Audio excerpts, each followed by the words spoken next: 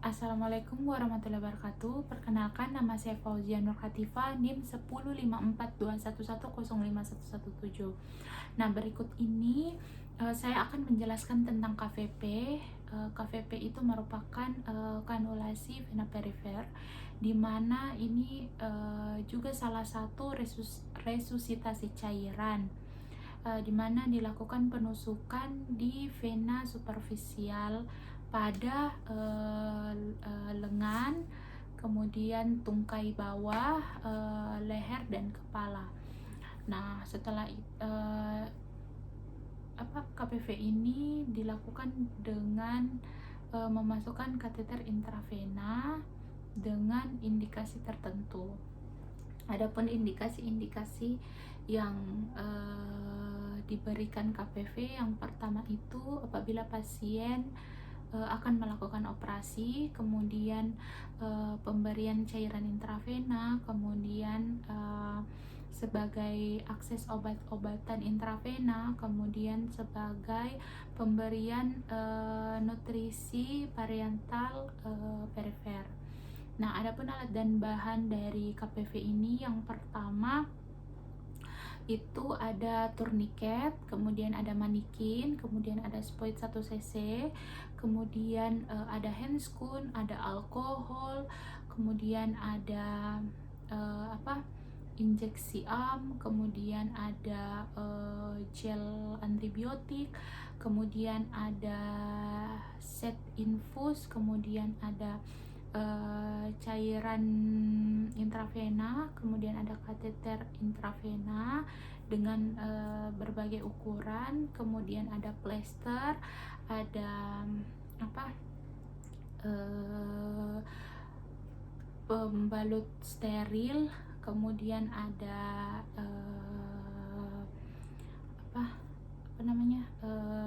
wastafel, kemudian ada sabun untuk cuci tangan, kemudian ada handscoon.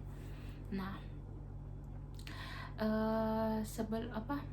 sebelum kita melakukan KVP ini, terlebih dahulu kita menilai airway dan breathing dari pasien. Kemudian kita memasangkan set infus dengan cairan intravena yang akan kita gunakan. Kemudian setelah itu kita memberikan 3 label kepada kateter intravena yang akan kita perkirakan pemasangannya. Kemudian setelah itu kita memilih vena. Nah, kita memilih vena mana yang akan kita insersi. Usahakan kita tidak memilih vena yang non-domain. Kemudian kita memilih vena di daerah dorsal manus. Kemudian kita tidak memilih vena di daerah pergelangan atau antekubiti.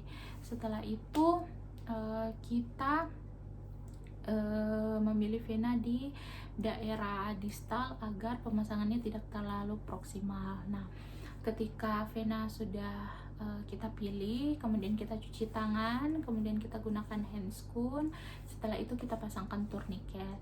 Nah, tourniquet itu kita pasangkan di antara pergelangan tangan atau di sikut dari pasien. Bisa juga di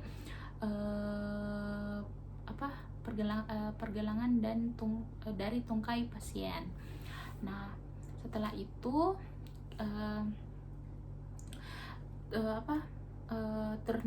tourniquetnya ini tidak boleh kita pasang terlalu keras dan tidak boleh juga terlalu lunak. Apabila tourniquetnya dari pipa plastik, kita tidak boleh simpul mati, tetapi harus simpul hidup agar mudah dilepaskan. Nah, ketika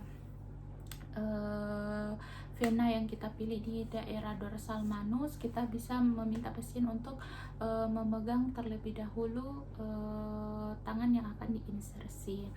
Kemudian setelah itu kita peras vena ke arah lateral. Kemudian jika vena belum terbendung, kita bisa menepuk-nepuk vena tersebut dengan telapak tangan kita. Nah, setelah itu, setelah kita mendapatkan venanya, kita mendisinfeksi dengan alkohol, di mana daerah itu sudah no touch. Jadi ketika kita sudah mengusapkan alkohol pada daerah yang akan kita insersi, kita tidak boleh menyentuhnya lagi. Dalam artian daerah itu adalah daerah yang steril. Nah, setelah itu kita menganestesi daerah yang akan kita insersi dengan Spoit 1 cc. Terlebih dahulu telah diberikan krim anestesi lokal dalam bentuk krim. Kemudian setelah itu kita bawa ekstremitas berada di bawah letak dari jantung. Kemudian setelah itu kita membuka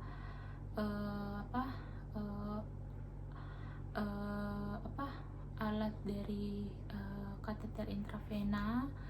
Kemudian kita masukkan ke dalam vena. Di sini ada dua cara. Yang pertama itu cara sentral, di mana kita langsung tusukkan ke dalam vena, tetapi ini dapat mencederai vena. Kemudian bisa juga kita melakukan dengan paravena, yaitu kita tusuk dulu melalui samping vena, kemudian kita arahkan ke vena.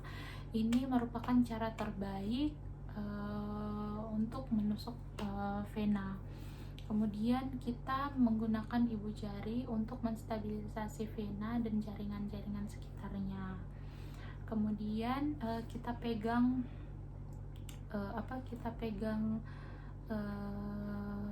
kateter intravena itu dengan sudut 45 derajat di atas permukaan kulit, kemudian di atas vena, tetapi tidak langsung menusuk vena. Nah, setelah itu, setelah sudah terpasang, sudah masuk, kita menarik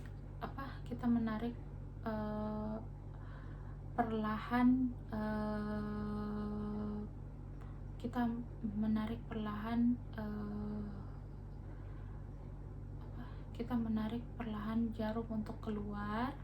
Kemudian kita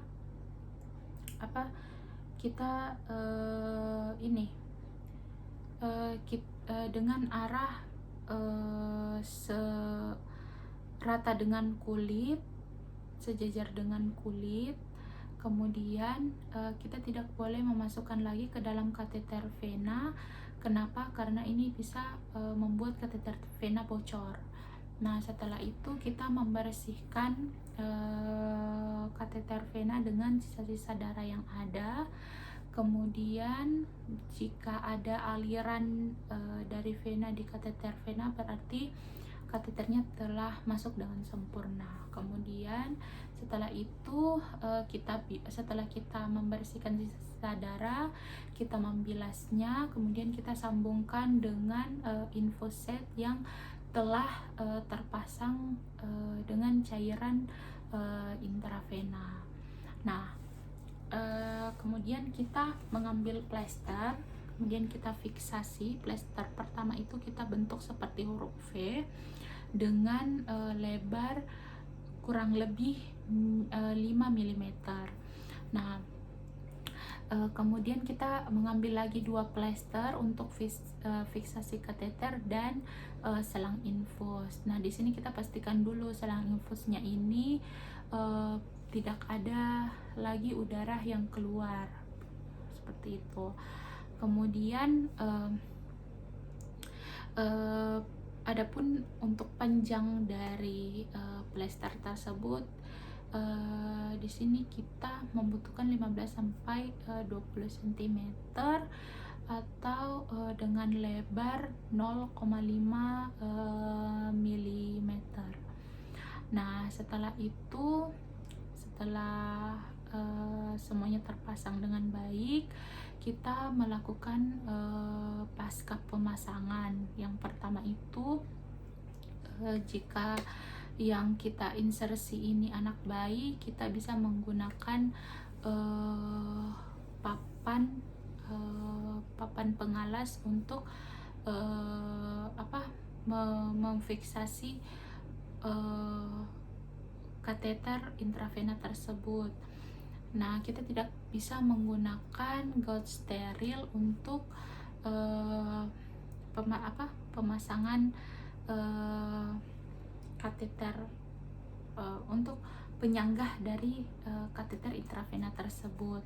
Kemudian kita menginstruksikan kepada pasien bahwasannya hindari gerakan-gerakan yang bisa membuat kateter intravena ini terlepas, atau menghindari gerakan-gerakan yang kurang penting, dan usahakan selang dari kateter itu tidak terlipat. Baik, itu saja penjelasan dari saya. Lebih dan kurangnya mohon dimaafkan. Assalamualaikum warahmatullahi wabarakatuh.